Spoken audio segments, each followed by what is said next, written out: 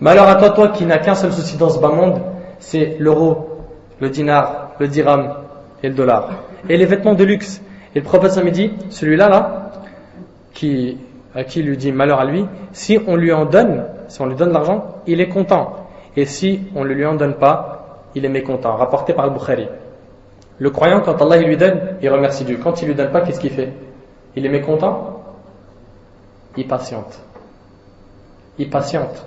Et il attend. Dans la dunya, pour éviter de jalouser les gens, de les envier, fais des bonnes comparaisons et pas des mauvaises. Tu veux savoir comment il faut se comporter dans ce bas monde? Fais des comparaisons correctes. C'est-à-dire quoi des comparaisons correctes? Le prophète sallallahu alayhi wa sallam il dit, selon Abu Huraira, le hadith il est rapporté par Bukhari et Muslim, écoutez bien, regardez ceux qui sont plus bas que vous et ne regardez pas ceux qui sont plus hauts. Tu veux faire une comparaison? C'est pas avec celui qui a beaucoup plus d'argent ou une meilleure voiture ou une très belle femme ou autre. Compare-toi avec celui qui est en dessous de toi.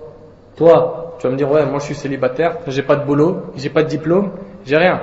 Je suis entre quatre murs, je fais rien. Oui, il y en a, il est même pas entre quatre murs. Un de tes frères en Palestine et dans d'autres pays, ils trouvent pas du pain qui ressemble à du bois pour le manger.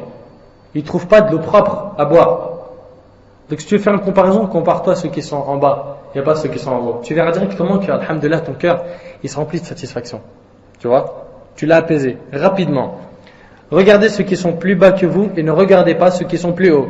Cela est plus à même de vous éviter de sous-estimer le bienfait de Dieu à votre égard. Rapporté par Bukhari et Muslim. Et sachez qu'Allah a une sagesse dans toutes choses. D'ailleurs, Allah dit dans le hadith Qudusi, que rapporte l'imam al-Bayhaqi, Allah il dit quoi?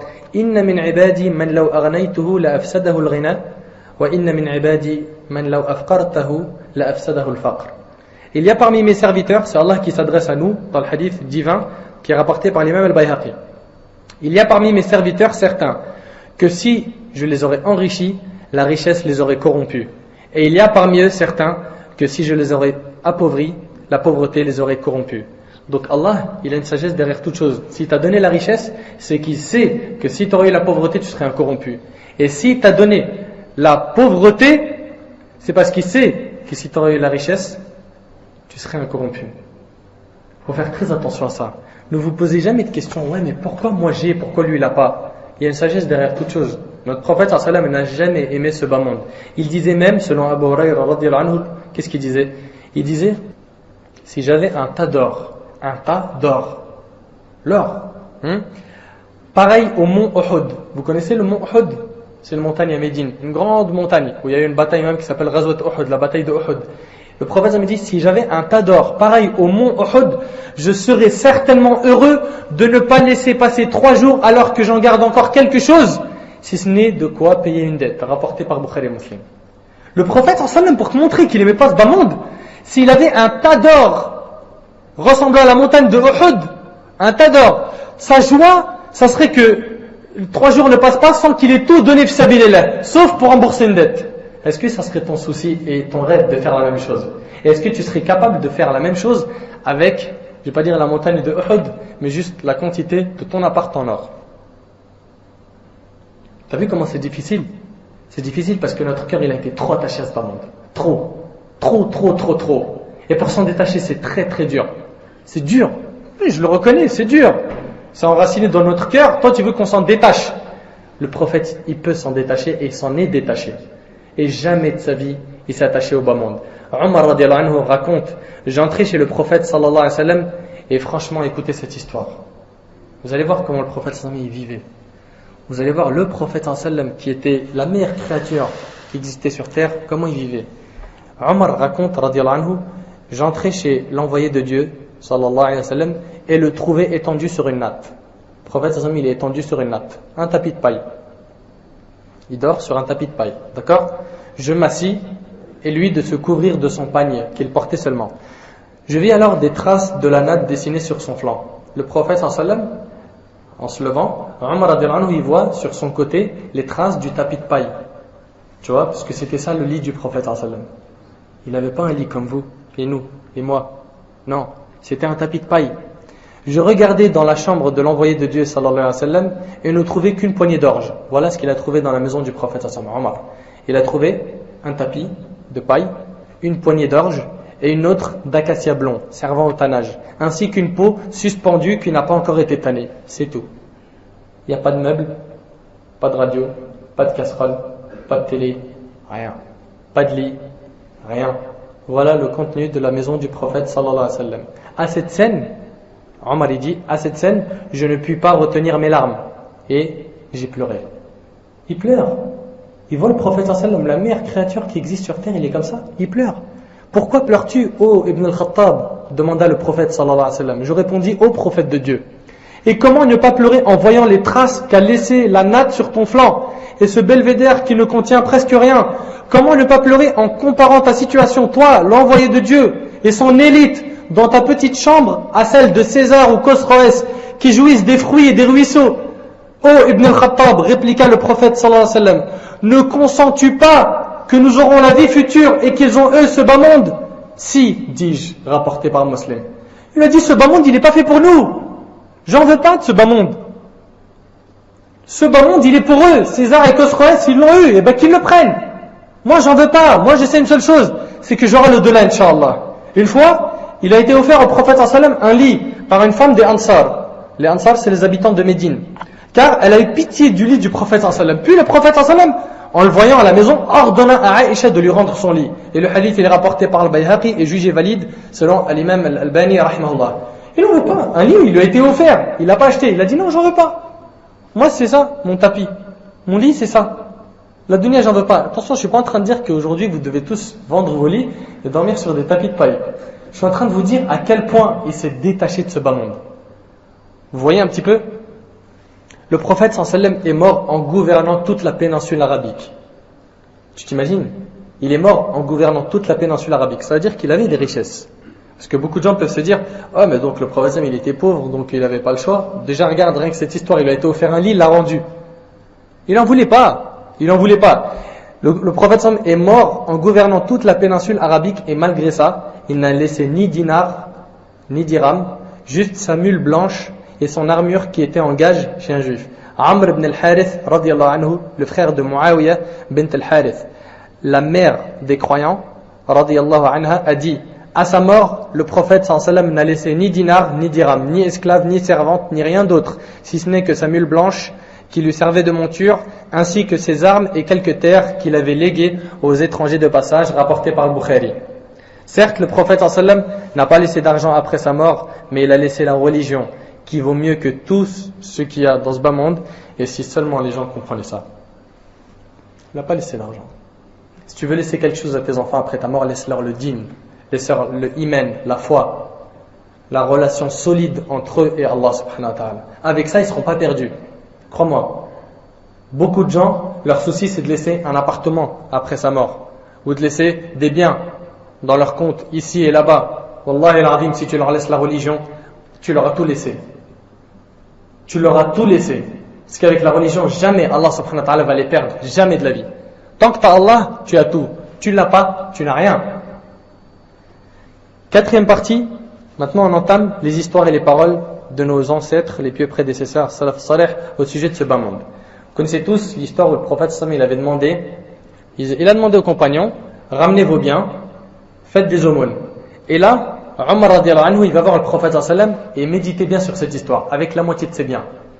La moitié de ta richesse, tu vas voir le prophète sallam et tu lui dis, tiens, voilà la moitié à Rasulullah. T'imagines la moitié?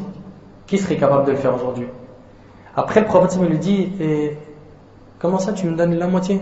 Il a dit, je t'ai donné la moitié. Il a dit, et l'autre moitié? Il a dit, je l'ai laissé pour ma famille. Franchement, il faut avoir une foi très forte quand même pour donner la moitié de ses biens. La moitié de ta richesse. Juste après, Abu Bakr radiallahu anhu, il rentre et il dit au prophète sallam, tiens toute ma richesse au messager d'Allah. Et là, bien sûr, il est étonné. Le prophète sallam, il lui dit, et qu'est-ce que tu as laissé à tes enfants? Il a dit, j'ai laissé à mes enfants Allah et son prophète. Si seulement on laissait à nos enfants Allah et le prophète sallam, si seulement on enracinait dans leur cœur l'amour d'Allah et du prophète sallam, wallah ils auraient besoin de rien. Parce que tout est entre les mains d'Allah subhanahu wa ta'ala. Tout. C'est dans les cieux que se trouve votre subsistance. C'est auprès d'Allah, c'est pas auprès de ton patron. C'est pas auprès d'un tel et un tel et un tel. Tout le reste c'est des causes, le CV, le boulot, les diplômes. Mais au final, la clé, elle vient d'Allah. Si Allah t'autorise, tu l'auras. Sinon, tu l'auras pas. Si toute la communauté se réunissait pour te faire un bien qu'Allah n'a pas écrit, ils ne les parviendront pas. Et si toute la communauté se réunissait pour te faire un mal qu'Allah n'a pas écrit, ils n'y parviendraient pas. Donc, subhanallah, la personne, si elle sait tout ça, normalement, elle doit avoir le cœur apaisé. Et elle doit se fixer des nouveaux objectifs. Mon objectif maintenant, moi qui est attaché que à l'argent, je vais m'attacher plus, j'ai bien dit plus, j'ai pas dit, je chasse tout ce qui est ce bas monde de ma vie. Je m'attache plus à l'au-delà, afin qu'Allah subhanahu wa ta'ala ouvre les portes du bien à moi-même, à mes enfants et à tous mes proches. Salman al-Farisi radiyallahu anhu, pendant qu'il agonisait, il dit: je n'ai pas respecté la recommandation du prophète sallallahu alayhi wa sallam qui était de ne prendre de ce bas monde que ce qui suffisait à un voyageur comme provision. Avant sa mort, pendant qu'il agonise, il dit: je n'ai pas respecté la recommandation du prophète sallallahu alayhi wa sallam qui était de ne prendre de ce bas monde que ce qui suffisait à un voyageur comme provision. Un voyageur, il prend juste quoi comme provision? Peu de choses. Et ben là, en fait, il est en train de dire, Salman, que j'ai quoi? J'ai dépassé les limites. J'ai fait plus que ce qui était demandé. Après sa mort, ils ont compté les biens qu'il a laissés et ils s'étonnèrent. Vous savez pourquoi? Car il ne laissa qu'une 20aine de dirhams après sa mort. Et il dit qu'il a dépassé les limites. Et le hadith, il est rapporté par Ibn Majah. C'est impressionnant. Une 20aine de dirhams, il dit: j'ai dépassé les limites. Aujourd'hui, il y a des gens qui meurent en ayant des 100, 200, 300 000 euros dans leur compte, plus, et ils n'en ont rien fait du tout pour le bas monde, pour l'au-delà. Ils n'ont rien fait de cet argent pour l'au-delà. Rien. C'était quoi? C'était juste pour qu'après ma mort, mes enfants ils s'en servent. Et qui dit que tes enfants ils vont bien s'en servir? Qui dit que cet argent ne va pas les corrompre? Qu'est-ce que tu pensais? Laisse-leur le dîn, c'est mieux que laisser l'argent. Laisse-leur la religion. Essaye de comprendre ça, toi qui m'entends. Toi aussi, ma sœur qui m'entend, qui va avoir des enfants ou qui en a déjà, enracine dès maintenant dans le cœur de ton enfant l'amour d'Allah et du prophète et fais-lui comprendre que c'est dans ça qu'il y a la réussite et le succès, dans ce bas monde et dans l'au-delà. Et pas dans l'argent. Parce que tu peux lui laisser l'argent, tu lui laisses sans la religion, et mesquine, il va faire que des bêtises avec. Que des bêtises. Les compagnons étaient comme ça. Ils ont tout laissé pour dîn, vraiment tout. Nous, mes frères et sœurs, qu'est-ce qu'on a laissé? Abu Hurayra radiyallahu anhu yaqul: laqad ra'aytuni wa inni la akhirru fi ma bayna minbari rasulillahi sallallahu alayhi wa sallam ila hujrati Aisha makhshiyan alayya. Abu Hurayra radiyallahu anhu, vous savez ce qu'il disait? Entre le minbar du prophète sallallahu alayhi wa sallam et la pièce de Aïcha, il n'y a pas une grande distance. Même il y a quoi là-bas? Al-Rawda. Al-Rawda, c'est un morceau du paradis. Il dit, je m'évanouissais entre le minbar et la maison du prophète sallallahu alayhi wa sallam. Et les gens, ils me voyaient, tu vois, ils pensaient que j'étais possédé, j'avais un djinn ou quelque chose comme ça, tu vois. فَيُجِيءُ الْجَائِ فَيَدَعُ رِجْلَهُ عَلَى عُنُقِي وَيُرَى أَنِّي مَجْنُونَ. Il pense qu'il est devenu fou, tu vois. وَمَا بِي مِنْ جُنُونَ مَا بِي إِلَّا الْجُوعَ. Ils pensaient qu'ils étaient fous, qu'ils étaient possédés par des djinns, des trucs comme ça. Et Abu Hurayra, il disait: ce n'est pas la folie, croyez-moi, c'est la faim. La faim. Abu Hurayra, il fait partie des compagnons qui a délaissé tout ce qui existe dans ce bas monde pour apprendre la science. Il a tout laissé pour apprendre la religion. Tout. D'ailleurs, c'est lui qui rapporte le plus de hadiths parmi les compagnons. Il en rapporte 5374. C'est un nombre énorme. Énorme. La majorité des compagnons en rapportent à peu près 2200, 2600, des chiffres comme ça. Lui, il en rapporte le maximum. Et il s'est détourné de ce bas monde. Et les compagnons, ils étaient tous comme ça. Et s'ils n'auraient pas fait ça, on n'aurait pas eu cette religion aujourd'hui. S'ils ne seraient pas souciés à leur époque de l'au-delà, aujourd'hui, on n'aurait pas eu ça. On n'aurait pas l'occasion de lire leur histoire et de vous enseigner qala Allah, qala Nabi sallallahu alayhi wa sallam, parce qu'ils ont sacrifié leur vie pour que la religion nous parvienne. Dhakar ibn al-Jawzi fi manaqib Omar. Ibn al-Jawzi parle et raconte les mérites de Omar ibn al-Khattab. Et Omar ibn al-Khattab, radiallahu anhu, Inch'Allah, si Allah nous facilite d'ouvrir une porte sur la vie des compagnons, Omar, il aura au moins 4 ou 5 vers. Radiallahu anhu. Sa vie à lui seul, elle est impressionnante. ذكر ابن الجوزي في مناقب عمر قال عبد العزيز ابن أبي جميلة أبطأ عمر رضي الله عنه جمعة بالصلاة فخرج فلما صعد المنبر اعتذر إلى الناس قال إنما حبسني قميصي هذا لم يكن لي قميص غيره كان يخاط سبحان الله كان يخاط والحديث أخرجه ابن سعد في الطبقات. Une fois Omar ibn al-Khattab radiallahu anhu, il sort pour faire le discours du vendredi. C'était lui qui devait faire la prêche. Et il arrive en retard à la mosquée. Et il présente ses excuses, il leur dit: je suis désolé de ce retard, mais ce qui m'a retardé, c'est que j'avais que ce vêtement chez moi. Il était troué et il était en train de se recoudre. Omar radiallahu anhu, Omar, il avait qu'un seul vêtement. Oui, il avait qu'un seul vêtement. Il avait qu'un seul vêtement. Leur souci, c'était pas les vêtements, mes frères. Leur souci, il était beaucoup plus grand que ça. C'était que les gens apprennent, ça veut dire quoi? La ilaha illallah, Muhammad Rasulullah, sallallahu alayhi wa sallam. Aujourd'hui, hélas, notre souci, c'est juste, voilà, jeu, amusement, vaine parure. Une course à l'orgueil.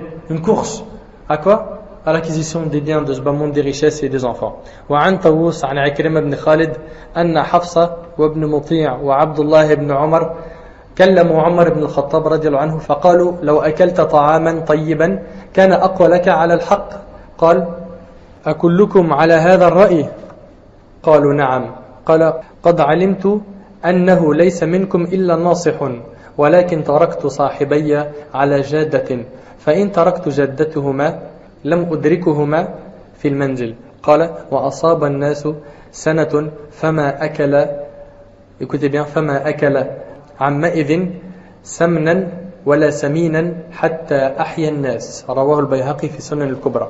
Omar radiallahu anhu, pendant une période de sécheresse, vous savez déjà qu'est-ce qu'il mangeait Omar? Du vinaigre et du pain sec.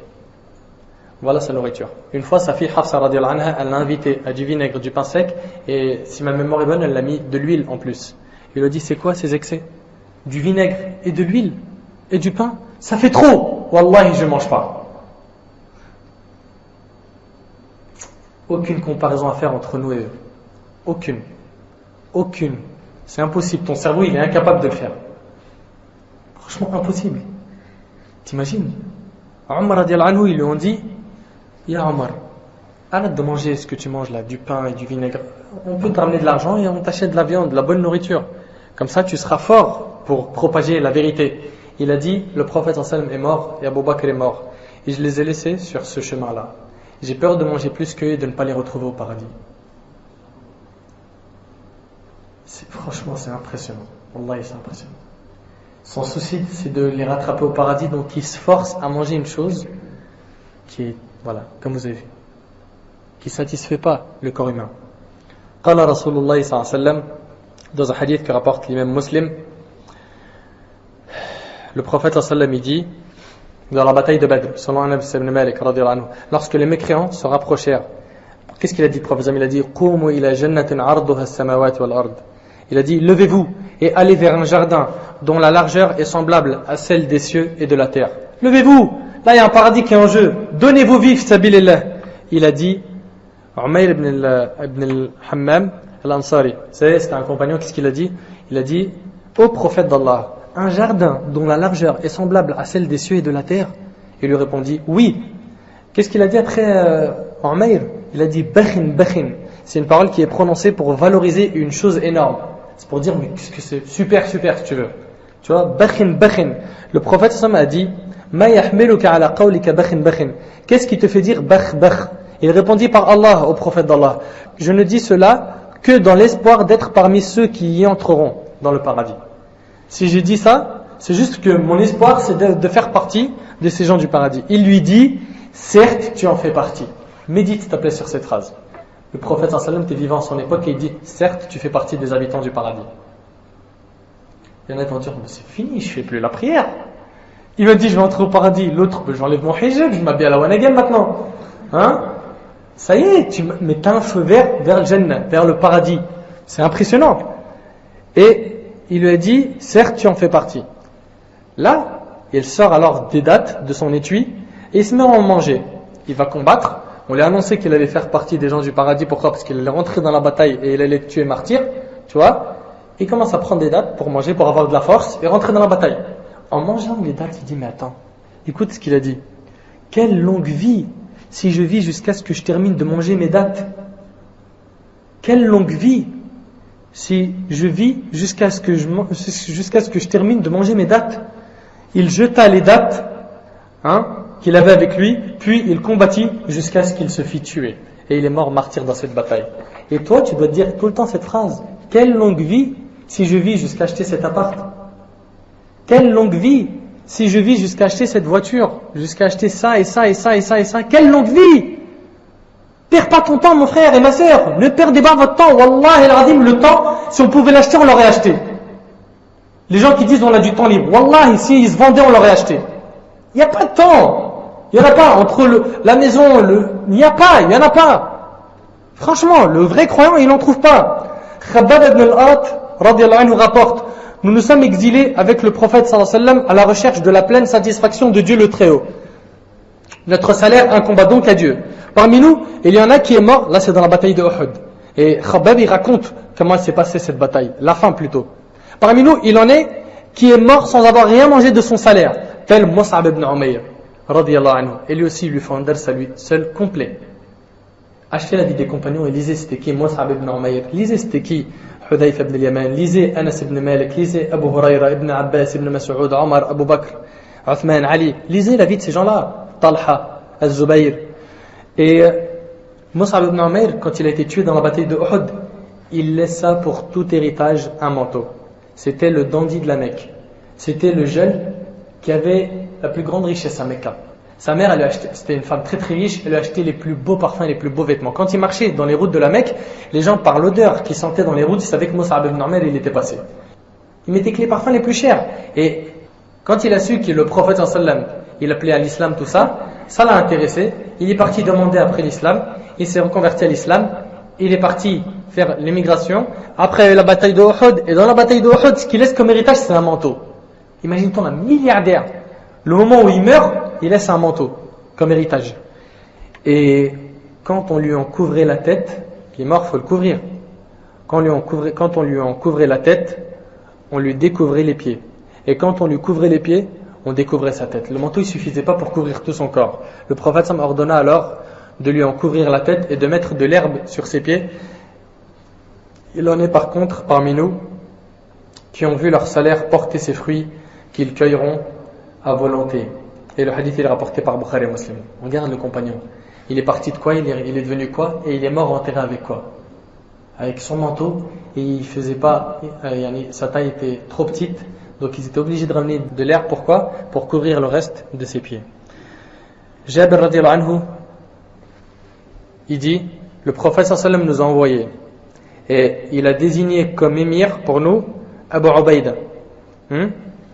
Et il dit, dans cette route-là, de ce voyage qu'on a fait, on n'avait rien à manger. Et Abu Ubaïda, il donnait à chacun de nous 2 dattes. Et c'était la nourriture qu'on avait pour toute la journée. 2 dattes. Et il disait, فَقُلْتُ كَيْفَ كُنْتُمْ تَصْنَعُونَ. En fait, après, il demande à Abu Ubaïda, comment vous faisiez avec ces dattes? Il disait, on prenait ces dattes, on les gardait dans notre bouche sans les manger, pour juste avoir le goût dans notre langue, longtemps, et à la fin, on les avalait. 2 dattes. C'était la nourriture qu'ils avaient toute la journée. Mais c'était des hommes. C'était des hommes. Aujourd'hui, on mange la viande dans le petit déjeuner, dans le déjeuner, dans le goûter et dans le dîner. Et on n'a plus d'hommes. Sont où les hommes de notre communauté? Les filles doivent se dire, ah voilà, ils parlent aux hommes. Mais même les femmes. Les femmes aussi, il faut qu'ils soient des bonhommes. Attention, bonhomme, ça veut pas dire qu'elle ressemble à un homme. Ça veut dire une courageuse. Ah, le frère, il a dit qu'on pouvait enfin mettre des survêtements Lacoste. Il ne faut pas qu'on prenne tout le temps de travers. La fille, elle pense que pour être un bonhomme, il faut mettre... vous connaissez les modes à l'ancienne, là où la fille, elle mettait le survêt dans les chaussettes? Franchement, qu'est-ce que c'était moche. Catastrophique. Elle pensait comme ça, c'était voilà une fille imposante, une voyou, elle est forte. Laisse tomber, c'est bidon tout ça. Le hadith qu'on a cité tout à l'heure, il est rapporté par Muslim, et selon Abu Hurayra, le prophète sallallahu alayhi wa sallam a dit, le hadith qu'on cite maintenant, il est rapporté par Bukhari et Muslim, لَيْسَ الْغِنَى عَنْ كَثْرَةِ الْعَرْضِ وَلَكِنَّ الْغِنَى غِنَى النَّفْسِ. Le prophète sallallahu alayhi wa sallam dit, la richesse ne consiste pas à l'abondance des biens. La richesse, c'est pas ce que vous avez appris quand vous étiez petit, c'est d'avoir beaucoup d'argent. Mais la vraie richesse est celle de l'âme. La vraie richesse, c'est quand tu nourris ton âme. Là, tu es en train de nourrir ton âme. Quand tu entends parler d'Allah et du prophète, tu es en train de te nourrir. Et là, tu deviens le plus riche des habitants de cette terre. Quand tu es dans la mosquée, tu nourris ton âme. Wallahi, le croyant, il ressent un plaisir quand il est dans la mosquée. Quand il ressort, il s'en charge. Il dit, là c'est bon, je suis devenu un super guerrier. Il ressort, il est vraiment, mashallah, super chargé de iman. Et ça, c'est pourquoi? Parce qu'il a écouté les paroles d'Allah et du prophète. Le hadith, il est rapporté donc par Bukhari et Muslim. Et le prophète il dit dans un hadith, et ce hadith il explique, où il résume tout ce que j'ai dit.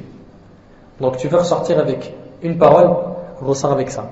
Le prophète sallallahu alayhi wa sallam dit, celui dont ce bas monde est son principal objectif, c'est ce bas monde ton principal objectif?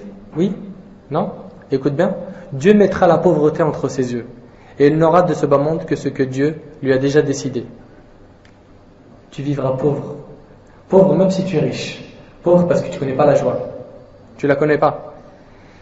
Et après il dit, et celui dont l'au-delà est son principal objectif, Dieu mettra la richesse dans son cœur et l'ici-bas viendra à lui malgré lui. Rapporté par Ibn Majah. Celui qui a l'au-delà comme objectif, il te dit, Allah subhanahu wa ta'ala, il va lui mettre la richesse dans son cœur et ce bas monde viendra à lui malgré lui. C'est le bas monde qui va courir derrière toi, c'est pas toi qui dois courir derrière lui. Donc en demandant la porte d'Allah, la satisfaction d'Allah, l'au-delà, tu es en train de demander le bas monde et l'au-delà en même temps. En demandant à Allah de t'accorder l'au-delà, le paradis, et d'en faire ton simple souci, Allah va te donner ce bas monde et l'au-delà. Mais celui qui ne demande que ce bas monde, Allah le rendra pauvre dans ce bas monde et ne lui donnera pas l'au-delà. Ce hadith, il est, mashallah, il est immense, mais pour celui qui le comprend. J'ai envie de le répéter. Celui dont ce bas monde est son principal objectif, Dieu mettra la pauvreté entre ses yeux et il n'aura de ce bas monde que ce que Dieu lui a déjà décidé. Ce qu'il lui a écrit, il va lui donner. Et celui dont l'au-delà est son principal objectif, Dieu mettra la richesse dans son cœur et l'ici-bas viendra à lui, malgré lui, rapporté par Ibn Majah. Ibn al-Qayyim rahimahullah a dit à propos de la réalité de l'ascétisme, le but de l'ascétisme n'est pas le renoncement au bien de la vie présente. Maintenant, on éclaircit tout. Est-ce que tu dois comprendre en sortant d'ici, c'est que si j'ai une belle voiture, une Mercedes, je dois la vendre vite et m'acheter une petite Mégane de spi années 90 ou je sais pas quoi. Est-ce que c'est ça que tu dois comprendre? Non. Le but de l'ascétisme n'est pas le renoncement au bien de la vie présente, car Sulayman alayhi salam et Daoud alayhi salam, ces deux grands prophètes, étaient parmi les plus grands ascètes de leur époque alors qu'ils possédaient ce qu'on sait comme bien, possession et femmes. C'était les plus riches de leur époque, ces prophètes-là. Et malgré ça, c'était des ascètes. Notre prophète sallam était sans contestation le plus grand des ascètes, alors qu'il avait 9 femmes et il avait 1/5 du butin de guerre. 1/5 du butin de guerre. C'était accordé à lui et sa famille. Ali ibn Abi Talib, Abdurrahman ibn Auf, Uthman ibn Affan, tous ces compagnons-là étaient tous des ascètes malgré tout l'argent qu'ils possédaient. Ils étaient super riches, mais c'était des ascètes. Donc, définis-moi maintenant, c'est quoi l'ascétisme? L'ascétisme, c'est que tu fasses rentrer dans ton cœur l'au-delà et tu fais sortir de ton cœur le bas monde. Voilà. T'es riche, tant mieux, alhamdoulilah, mais dans ton cœur, c'est pas la dunya qui est importante. C'est-à-dire quoi? C'est-à-dire que si cette richesse, elle part aujourd'hui ou demain, c'est pas grave. Dans le cœur, c'est l'au-delà. Ça, c'est quelqu'un d'ascète. Par contre, celui qui a le bas monde dans son cœur, dès qu'il perd quelque chose de l'au-delà, il perd sa religion, il perd tout, il a le cerveau chamboulé. Celui-là, mesquin, il n'a pas compris du tout comment il fallait se comporter dans ce bas monde. Pas du tout.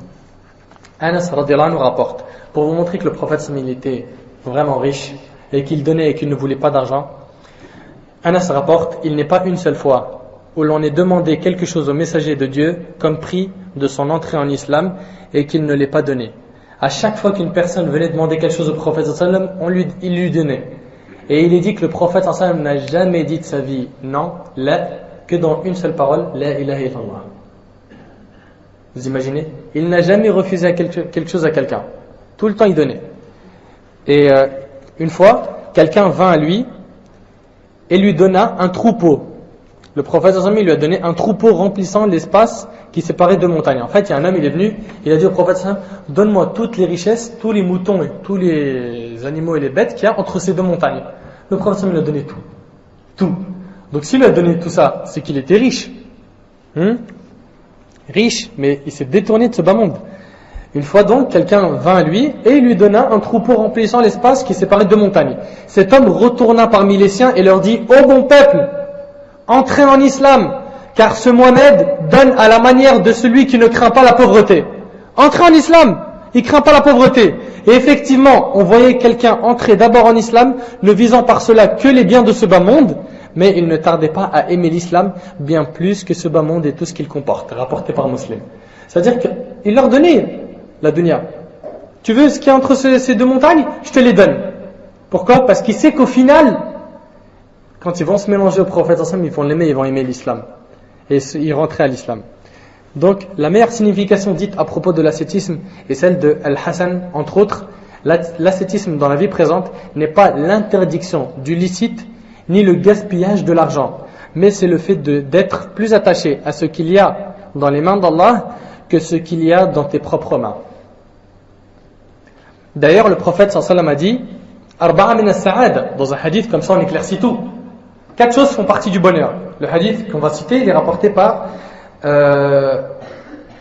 Shu'aib al-Arnaout et il est sahih et il est sous les conditions de l'imam al-Bukhari.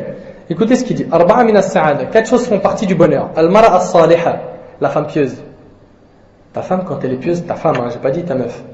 Ta femme quand elle est pieuse, ça fait partie des meilleurs cadeaux qu'Allah peut te donner. Et ça fait partie d'un quart de la joie de ce bas monde.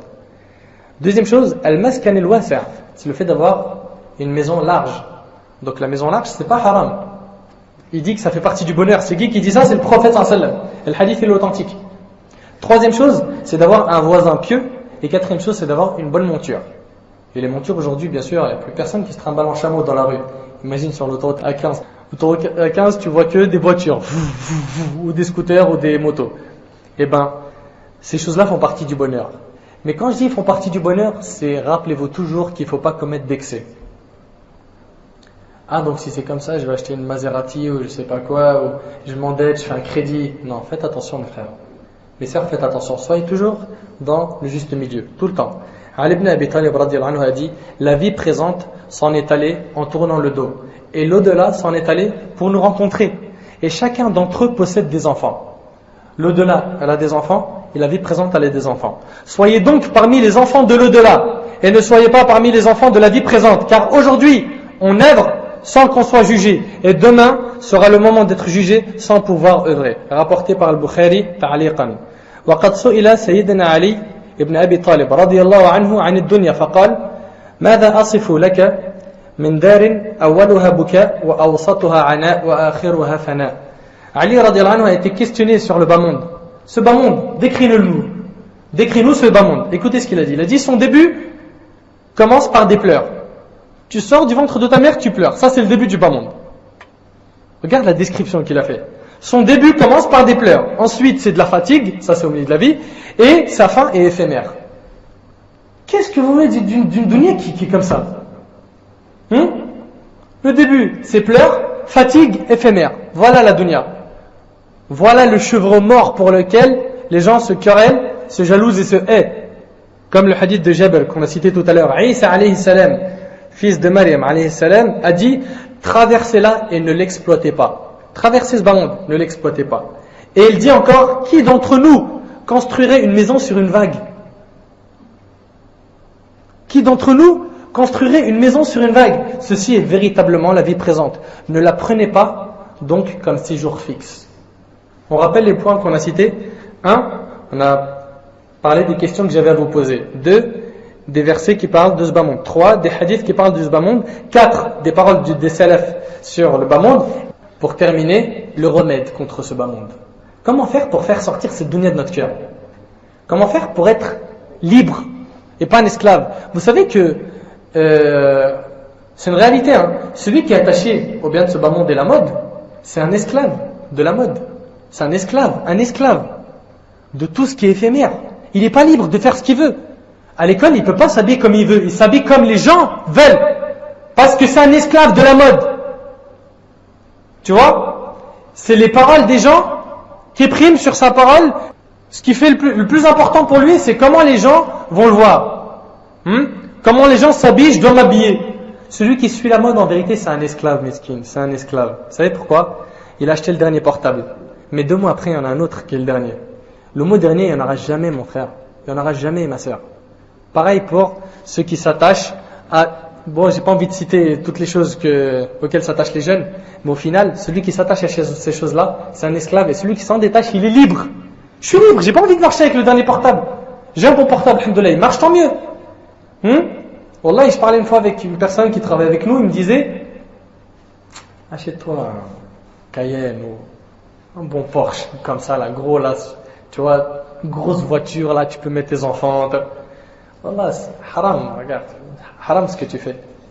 Haram ce que je fais, c'est quoi haram ce que je fais? Non, t'as une voiture, elle est bien, mais vis, on vit qu'une seule fois. Non, on vit pas qu'une seule fois. Ça, faut le changer, ça. On ne vit pas qu'une seule fois. Et ça, c'est pas considéré comme une vie. Ça, c'est une prison, comme le dit le prophète sallam. Ad-dunya sijnul mu'min wa jannatul kafir. Cette dunya, c'est la prison du croyant et le paradis du mécréant. Et Ibn Hajar al-Asqalani, celui qui a commenté Sahih al-Bukhari, un grand savant, très très grand savant, qui était un juge à son époque, un homme il vient le voir et il lui dit, c'est un homme musulman, il lui dit, vous prétendez que votre prophète dit que ce bas monde est une prison pour le croyant et un paradis pour le mécréant. Il lui dit, toi tu portes des vêtements et tu es sur un cheval qui sont 1000 fois mieux que ce que j'ai. Moi j'ai rien du tout. Et tu es un musulman et moi je suis pas musulman. Comment expliques-tu ça? Il lui dit, cette vie est un paradis comparé à ce qui t'attend dans l'au-delà. Et pour moi une prison comparée à ce qui m'attend dans l'au-delà. Tu vois? Vous comprenez? Ce qui attend le croyant, c'est le paradis. Cette vie, de toute façon, il faut qu'elle passe. Elle va passer. Que tu le veuilles ou non, elle va passer. C'est pas toi qui contrôle ça. Tu contrôles pas le temps. Mais tu contrôles une seule chose, c'est tes œuvres. Œuvres pour être à la hauteur le jour du jugement. Le remède contre la dunya. C'est de voir à quelle vitesse défile cette dunya et que le temps passe très très vite. Qu'elle est imparfaite, qu'elle est pleine d'angoisse et qu'elle est pleine de problèmes. C'est la première chose. Deuxième chose, si tu veux te détacher de ce bas monde, c'est l'observation de l'au-delà, lui donner de l'intérêt. Donne de l'intérêt à l'au-delà, tu verras que tu vas te détacher de ce bas monde. Le fait que l'heure doit arriver, sa pérennité et les nobles choses qui s'y trouvent. 3. Multiplie le rappel de la mort et de la dernière demeure. Rappelle-toi tout le temps que tu vas mourir un jour. Et ça, c'est la seule chose qui freine. Wallahi, tu sais quoi, tu prends une personne qui fait énormément de péchés, tu lui parles de la mort, tu lui as parlé de la chose la plus terrible qu'il peut entendre. Parce que tu le veuilles ou non, tu vas mourir. Ça, on ne diverge pas dessus. Et après la mort, il y a une vie. Et c'est ça le danger. 4. Si tu veux te détacher de ce bas monde, va visiter les malades. Suis les cortèges funéraires. Médite un peu sur la mort des parents, des frères, de ceux qui étaient autour de toi il n'y a pas longtemps, l'année dernière, l'année d'avant, et qui t'ont quitté. Médite sur ça. Dis-toi qu'il te reste, alhamdoulilah, quelques temps à vivre. Profite de ces instants et fais des bonnes œuvres. 5. Donne-toi entièrement à l'au-delà.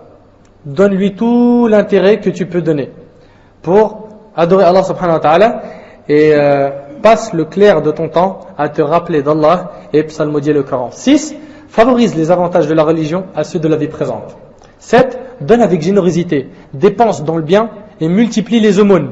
Le fait de donner, ça te détache de cette dunya. Le fait de ne pas donner, ça attache à cette dunya. Le fait de devenir un avare, c'est quoi? C'est quelqu'un, l'euro pour lui, c'est comme s'il allait prendre un morceau de sa chair et le donner en aumône. Tu vois? Et on a des gens, ils sont comme ça. Quand tu lui dis, tiens, il y a la mosquée qui va être construite. Vas-y, tout le temps ils construisent des mosquées. Déjà il est contre. Tu vois?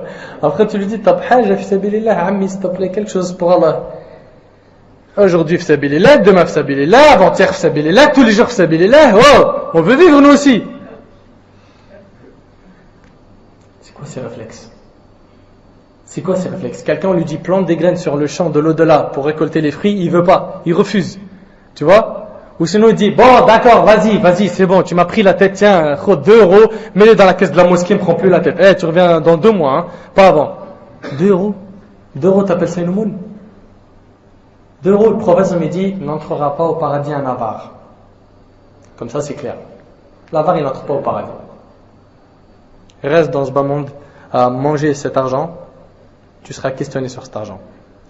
8e chose, pour te détacher de ce bas monde, délaisse les assemblées des gens de la vie présente et assiste qu'aux assemblées qui rappellent l'au-delà. Tous les gens qui vont rester avec toi, qui vont parler que de ouais alors t'as fait quoi aujourd'hui? Rien. Les hétistes, ceux qui tiennent les murs, dans les cités. Tu lui dis alors comment ça se passe? Rien. T'as fait quoi aujourd'hui? La même qu'hier. Cela franchement évite. Fréquente des gens qui vont te rappeler l'au-delà. Fréquente les mosquées. Rapproche-toi des mosquées, il n'y a pas mieux. Wallah l'azim, tu seras gagnant dans ce bas monde et dans l'au-delà. 9. Mange peu, bois peu, rire peu et peu plaisanter. Ces choses-là font en sorte que tu te détaches de ce bas monde. Je sais quand je dis mange peu, il y a des gens qui voudraient tout de suite m'assassiner. De se lever tout de suite et jeter des choses sur moi. Mais quand je dis mange peu, c'est voilà, c'est-à-dire si la personne elle mange beaucoup sans que son corps le demande, tu vois, parce qu'il y a 2 différences. Il y a une personne, Allah ghalib, lui son estomac tu peux pas mettre moins de 3 chicken. Lui, il peut pas, il n'a pas mangé ça, son ventre, il y a encore un creux. L'autre qui va se forcer, il a mangé son sandwich, il est bien, et il va manger pour, voilà, moi t'inquiète, t'as vu tout ce que j'ai mangé? Là, lui, c'est pas bon. Lui, on va lui demander de manger peu. Tu vois? Dans cette mosquée, il y en a un, il est number one sur le podium. Dans cette mosquée, il y en a un, Inch'Allah. J'ai pas envie de citer son nom, il me voit, il est en train de rigoler. Allah yahdina wa yahdi. 10. Ça veut dire quoi, numéro 1 sur le podium? Ça veut dire que quand il mange, il mange. Et même s'il ne peut pas manger, il mange. Et après avoir mangé, il mange. 10. Pour se détacher de ce bas monde, lire les histoires des ascètes, et en particulier celles du prophète et des compagnons. C'est eux nos exemples, dans ce bas monde et dans l'au-delà. Nos exemples, c'est pas les stars, c'est pas les chanteurs, c'est pas les comédiens, c'est pas les acteurs. Nos exemples, c'est le prophète et les compagnons. Apprenez à vous détacher de ce qui vaut un chevreau mort, cette dunya.